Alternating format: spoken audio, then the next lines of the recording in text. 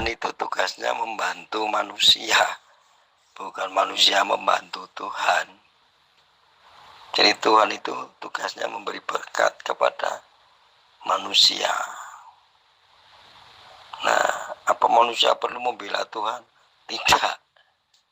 Manusia cukup beribadah saja. Jadi orang Muslim ya beribadah, orang Kristen beribadah. Jadi cara membela Tuhannya itu cukup dengan cara beribadah. Bukan membela Tuhan dengan cara mengangkat senjata, sudah nggak zaman. Bukan membela Tuhan dengan cara mencaci maki penganut agama lain, sudah nggak zaman. Lagian ini juga Nusantara, bukan Arab. Yang disuruh mengikuti agama Muhammad kan Arab. Indonesia sih nggak disuruh. Nggak ada di kitab suci Al-Quran itu tulisan Indonesia satu aja nggak ada. Tulisan Nusantara satu aja juga nggak ada. Tulisan Jawa, Sumatera, Kalimantan, Sulawesi, Bali, Irian, Maluku juga nggak ada. Jadi memang bukan untuk Nusantara. Pak Bowo, artinya membela Sang Pencipta itu salah kan? Yang benar adalah Sang Pencipta itu kan Maha Kuat. Dia kan yang membela kita kan? Jadi ironisnya kita manusia yang lemah, manusia yang hina, kok mau jadi pahlawan untuk Sang Pencipta gitu ya. Kan jadi konyol. Yang benar adalah Sang Pencipta itu sendiri kan yang membela kita yang lemah, yang tak berdaya ini kan. Kalaupun ada yang menghina dirinya, menghina kitabnya atau firmannya atau pokoknya apa yang ia miliki, kan dia tinggal tiup dengan nafasnya saja, pup, mati kan.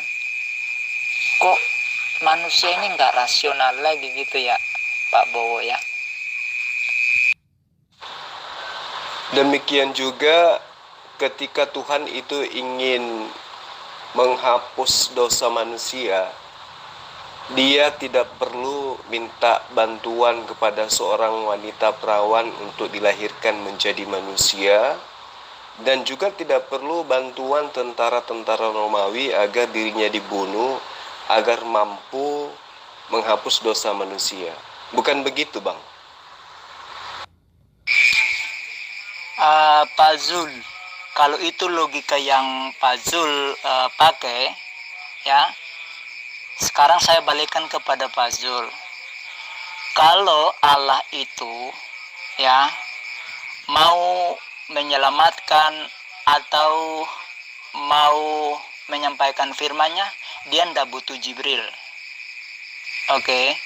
Dia tidak butuh Jibril untuk datang menyampaikan firman-Nya kepada Nabi Muhammad. Dia bisa langsung datang dan berbicara. Oke. Yang kedua, dia tidak perlu menyuruh umatnya untuk beramal baik supaya selamat. Dia tinggal pindahkan saja ke surga. Selesaikan Pak Zul. Kalau itu logika yang Pak Zul pakai, iya kan? Tapi kita tidak bisa mengatur Tuhan harus begini dan begitu.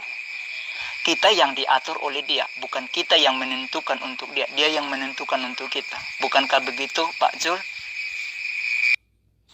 Loh, ini kan saya hanya berdasarkan terhadap logika yang saudara susun, yang saudara sampaikan, bahwa Tuhan tidak layaknya butuh bantuan makhluknya, tetapi makhluknya lah yang butuh bantuan Tuhan. Kan gitu. Maka muncul pernyataan saya, kalau itu betul, apa yang saudara sampaikan itu adalah merupakan sebuah konsep yang memang harus seperti itu, maka kenapa harus Tuhanmu itu minta bantuan kepada Maria untuk dilahirkan? Kenapa dia harus mengambil tubuh manusia? Ayo. Dan setelah menjadi manusia, dia butuh bantuan murid-muridnya, iya kan? Dan setelah menjadi manusia, dia butuh makan, dia butuh tidur, dia butuh diamankan dari rasa was-was, dan bahkan dia butuh kekuatan dari malaikat. Jika itu yang menjadi acuan saudara, maka ayo Anda jangan berat sebelah. Hanya mengatakan apa yang tertuang di dalam ayat suci Al-Quran, bahwa manusia, bahwa Allah itu barang siapa yang menolong Allah, maka Allah akan menolong dia. Itu yang kamu pahami kan? Seperti apa yang tertulis di dalam surah Al-Hajj, apa yang tertulis di surah Muhammad ayat 7, apa yang tertulis di dalam Al-Quran Al-Hadid yang ayat ke-25 dan seterusnya. Iya kan? Itu kan yang abang maksud. Nah, untuk itulah kemudian saya mengatakan, kalau pemahaman terjemahan Anda gunakan untuk menilai Al-Quran, maka hancur Anda nantinya. Kenapa saya katakan hancur Anda nantinya? Karena apa yang Anda kemudian tuduhkan terhadap Allah, itu jauh lebih parah di dalam konsep ketuhanan yang Anda punya. Gitu loh. Nah, sekarang Anda mengatakan, apakah Tuhan itu butuh bantuan? Apakah Tuhan itu butuh untuk diselamatkan? Apakah Tuhan itu butuh pertolongan? Kalau dia maha berkuasa, harusnya dia yang datang langsung, tidak usah melalui malaikat Jibril. Bang, di dalam Yohanes 1 ayat 18, ya, tidak seorang pun yang pernah melihat Allah. Ya, dengarkan ayatnya baik-baik. Tidak seorang pun yang pernah melihat Allah, tetapi anak tunggal Allah yang ada di pangkuan Bapa lah, dialah yang menyatakannya. Untuk apa dia butuh bantuan anaknya? Untuk menyatakan dirinya. Yesus menolong Tuhanmu untuk menyatakan Tuhanmu dalam bentuk rupa manusia. Belum lagi yang dalam bentuk merpati gitu loh. Lalu apa kata Tuhanmu yang sudah ditolong oleh manusia bernama Yesus? Bapa yang mengutus aku, dialah yang bersaksi tentang aku. Kamu tidak pernah mendengar suaranya, rupanya pun tidak pernah kamu lihat. Dengan kata lain, kalau kita merujuk kepada Yohanes 5 ayat 37, Tuhanmu butuh malaikat, Tuhanmu butuh makhluk untuk menyampaikan perkataannya kepada manusia. Kamu iakan atau kamu tolak ayat ini? Iya kan? Bapa yang mengutus aku, kata Yesus, dialah yang bersaksi tentang aku. Kamu tidak pernah mendengar suaranya. Kalau kamu tidak pernah mendengarkan suaranya, maka firman-Nya yang adalah suaranya akan disampaikan oleh siapa? Makhluknya, malaikat Jibril, yang kemudian Anda sebut sebagai Roh Kudus.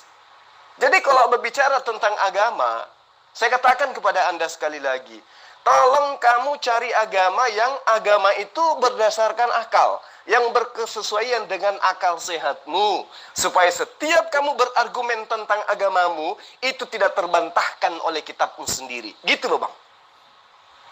Belum lagi kalau saya membacakan Ulangan 4 ayat 12, kamu akan semakin tertampar bang. Ya, semakin tertampar Anda itu. Apalagi kalau saya membaca Keluaran 33 ayat 11, Anda akan tengkurap. Tapi sudahlah, cukup Anda tahu ya, bahwa Tuhanmu yang kamu sembah itu butuh ikan goreng. Ayo, butuh madu. Ayo, butuh tidur. Butuh pertolongan makhluk. Allah yang kamu artikan sebagaimana yang ada dalam surah Al-Quran, tidak seperti itu pemahamannya. Maka kalau mau belajar Islam, tolong jangan belajar lewat terjemahan. Karena kenapa? Orang Kristen yang mengkitabkan terjemahan akan menjadikan terjemahan Al-Quran sama seperti pemahamannya terhadap terjemahan kitabnya orang lain. Saya harap Anda bisa belajar lagi, Saudara Bram.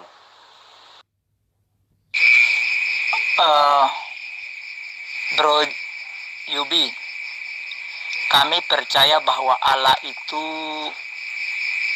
maha hadir dan maha kuasa.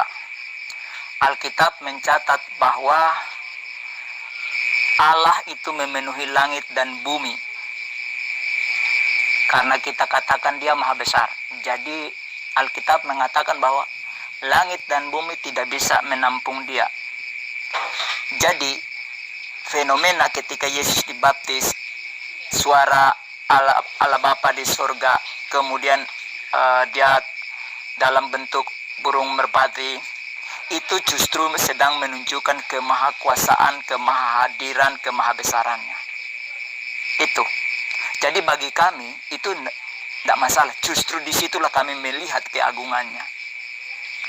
Sekarang saya tanya kepada bro, bagaimana dengan Tuhannya bro? Apa yang dia bisa lakukan sebagai sebuah bukti yang dapat disaksikan sebagai kemahadiran, kemahakuasaan, dan kemahabesarannya? Jelaskan sama saya. Apa yang saudara paparkan ini, itu bukan berasal dari ajaran Yesus.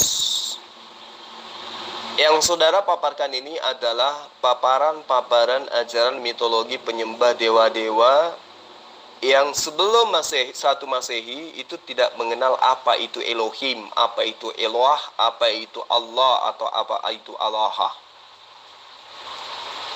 Anda mengakui ada Bapa, ada Merpati, ada Roh Kudus, ada Anak. Itu bukan ajaran nabi-nabi.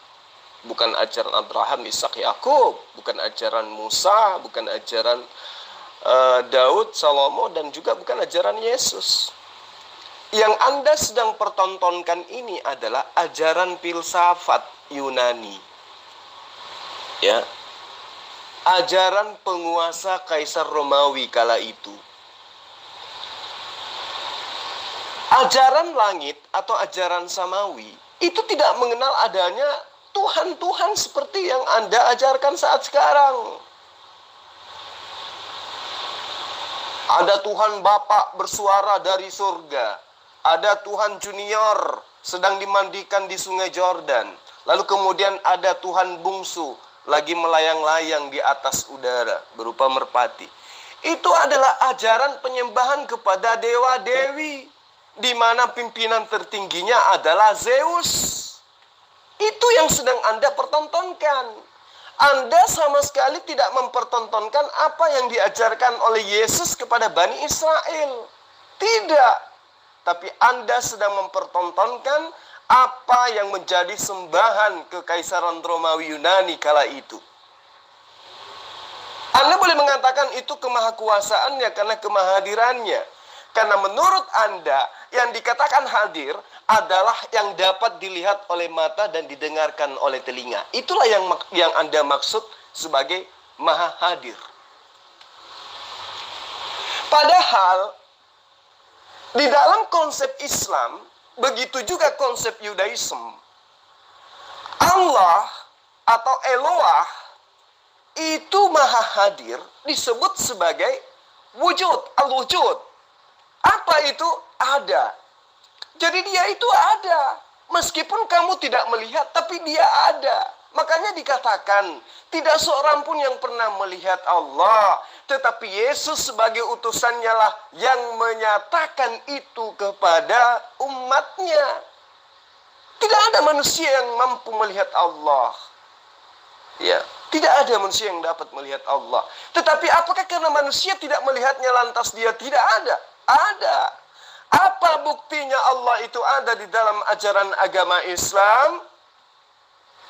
Buktinya adalah karena adanya alam semesta. Karena adanya mulutnya saudara Bram yang mampu berkata-kata tanpa diciptakan oleh kedua orang tua saudara Bram. Nah, bagaimana cara menganalisanya? Jelas sederhana sekali. Allah itu maha ada, Allah itu wujud, artinya ada. Buktinya alam semesta ini ada. Kalau Allah itu tidak ada, maka mustahil alam semesta ini ada. Kenapa? Karena sang penciptanya sendiri tidak ada. Bagaimana mungkin ada sesuatu kalau tidak ada yang menciptakan? Karena alam semesta ini ada, maka supasti ada yang menciptakannya. Nah, dialah Allah yang maha kuasa itu. Lantas kemudian kamu mengatakan, kenapa dia tidak pernah menjelma? Oh, saudara, coba kamu lihat. Kalau saya mengajarkan Quran, kamu tidak akan mungkin percaya. Tapi tolong kamu percaya kepada kitabnya agama lain yang kamu ambil sebagai kitabmu. Yesaya 43 ayat 10. Ini saya sudah bosan mengajarkan pendeta-pendeta tentang ayat ini. Apa persaksian dan sumpah Allah di ayat itu? Wahai Yeremia, engkaulah saksi-saksiku. Aku bersumpah, tidak ada Allah yang dibentuk sebelum aku, dan tidak ada Allah yang dibentuk setelahku. Nah, Allahmu yang bernama Yesus, itu dibentuk 9 bulan lamanya. Kenapa Kenapa sangat susah kau menerima pengajaran kitab yang ada di dalam agamamu? Meskipun itu kitab yang kamu ambil dari agama orang lain. Tidak ada Allah yang dibentuk sebelum aku, dan tidak ada Allah yang dibentuk setelahku. Tidak ada berarti tidak ada. Jangan diada-adakan. Kalau diada-adakan itu namanya bohong, dusta, nipu. Nah, bagaimana dengan Yesus? Dibentuk 9 bulan, coy. Berarti dia bukan Allah. Menurut Zulkifli dan menurut kitab yang kamu ambil dari agama Yahudi. Bagaimana dengan Yesus? Oh, Yesus jelas. Hidup kekal itu, masuk surga itu, kuncinya 2, kata Yesus. Yohanes 17 ayat 3. Pertama, kamu kudu wajib mengenal Allah satu-satunya pencipta. Tidak ada yang lain. Dan kedua, kamu kudu wajib mengenal Yesus sebagai apa? Sebagai utusan. Nah, kalau sebagai utusan, berarti posisinya sama dengan Abraham, sama dengan Ishak, sama dengan Yakub, sama dengan Musa. Apakah utusan-utusan ini adalah Allah? Bukan. Berarti Yesus bukan Allah. Untuk itu sekali lagi saya katakan, yuk mumpung masih ada kesempatan, ya, mari memeluk ajaran agama yang diajarkan oleh Yesus. Apa itu? La ilaha illallah, Isa Rasulullah. Dan itu hanyalah Islam. Paham, Saudara Bram? Pak Jul harus tahu. Pak Jul tidak bisa mengatur Tuhan. Di mana tertulis bahwa Tuhan minta tolong Maria? Dalilnya di mana bahwa Tuhan minta tolong sama Maria? Tidak ada. Tetapi Tuhan memakai rahim Maria menghadirkan Sang Mesias. Wadah atau media yang dia mau pakai untuk menyelamatkan manusia. Dan Maria itu sendiri adalah miliknya. Kalau miliknya terserah dia dong mau pakai, masa Pak Jul mau atur Tuhan. Iya kan? Jadi tidak ada masalah di situ. Gitu loh. Dia tidak perlu minta bantuan. Dia sendiri yang mau memakai itu sebagai medianya. Miliknya terserah dia mau pakai. Terserah dia mau seperti apa. Pak Jul tidak bisa mengatur Tuhan. Gitu loh. Nah, sekarang Pak Jul belum jawab saya. Kalau Allah Subhanahu wa Ta'ala itu mau menyelamatkan manusia, mau lakukan apa saja, dia turun tangan. Dia tidak butuh Nabi Muhammad.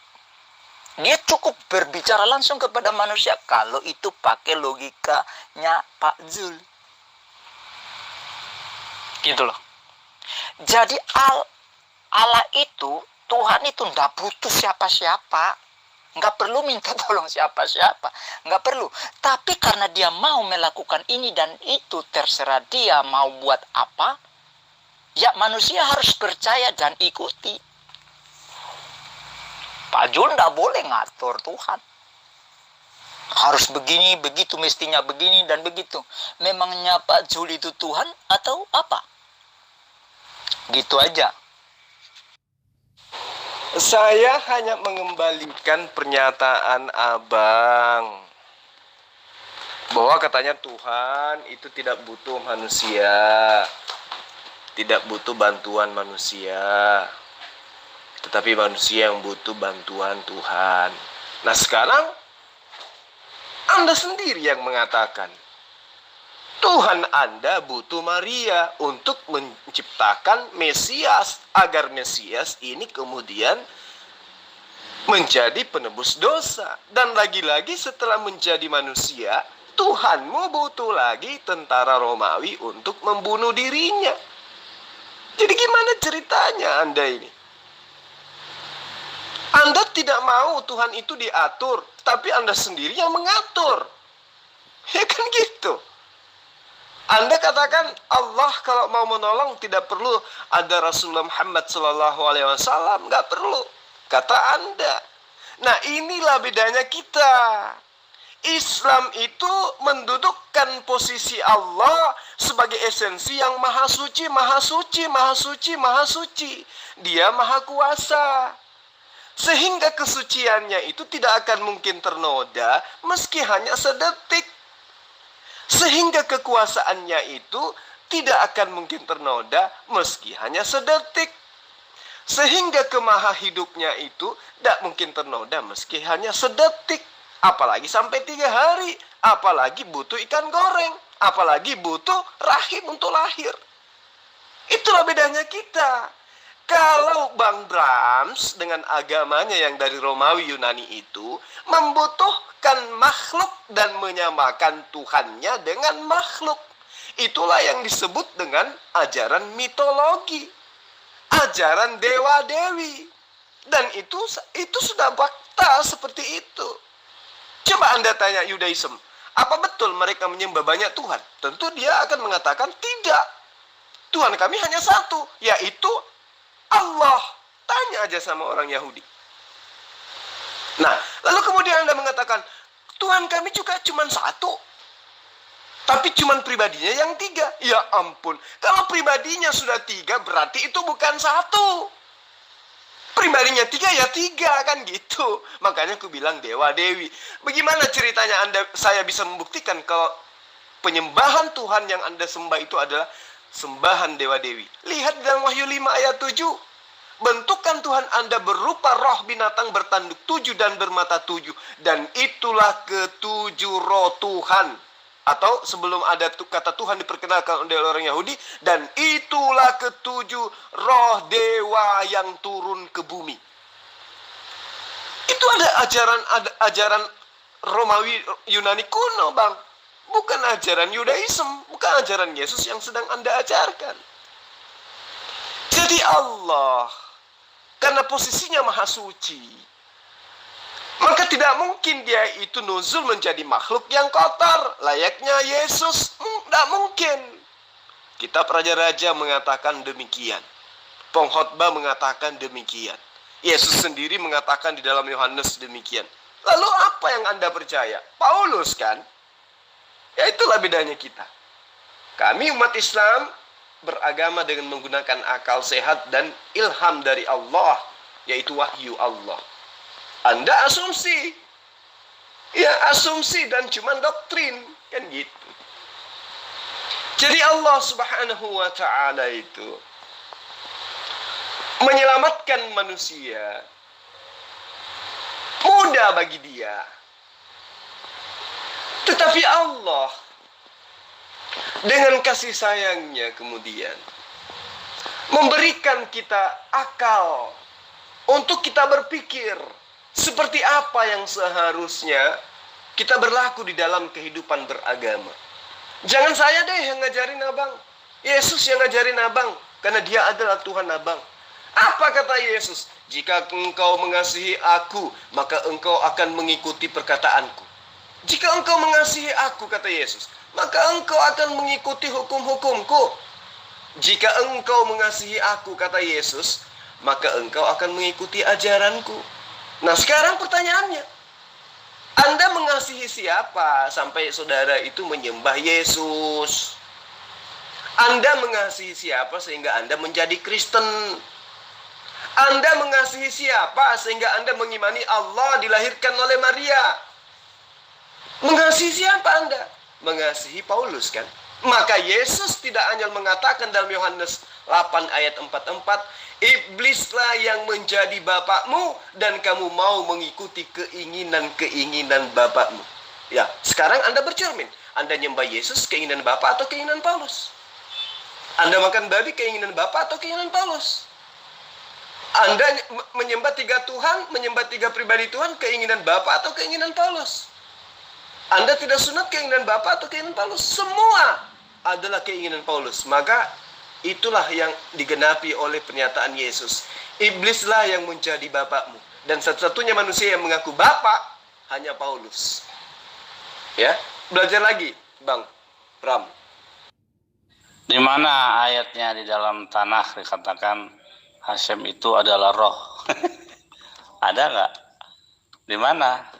Coba, mungkin saya lewat atau kelewatan, tidak tahu. Coba tunjukkan ayatnya, dibilang itu bahwa Hasem, Tuhan pencipta langit dan bumi, adalah roh. Coba di mana? Kasihlah Hasem Elohimmu dengan segenap hatimu, dengan segenap jiwamu, dan dengan segenap kekuatanmu. Diganti sama Yesus di PB. Kasihlah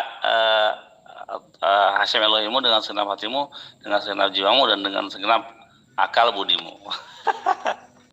Ya, di mana coba saudara siapa sih namanya nih? Di sini saya namain siapa namanya? Di sini saudara yang Ambon itu namanya siapa tadi? Oh, Sampah Nekat. sorry.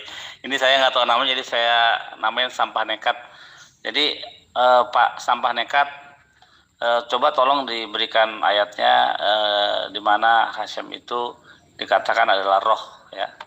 Tapi jikalau ada dikatakan Hasem Laesh, ada. Tapi kalau Hasem adalah roh, tidak ada. Namanya Pendeta Brahms Ahi. Beliau itu cuman bisa berasumsi gitu kan.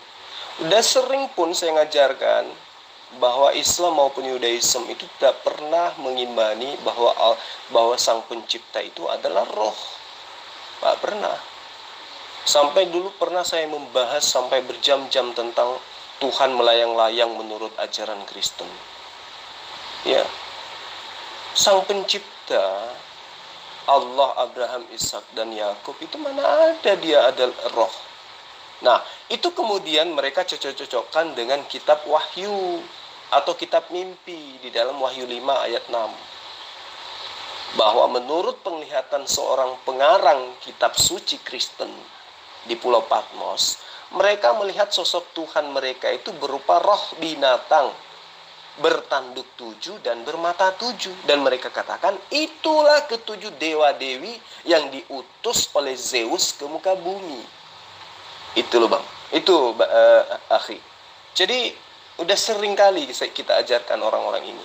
Tapi karena mereka memang ya namanya juga sudah dikutuk oleh Allah, ya kan, sebagaimana yang tertera di dalam kitab Kejadian 12 ayat 3, bahwa Allah akan mengutuk siapapun yang mengutuk Abraham. Dan orang Kristen ini kan gemar kali mengutuk Abraham. Itulah mereka, seperti itu.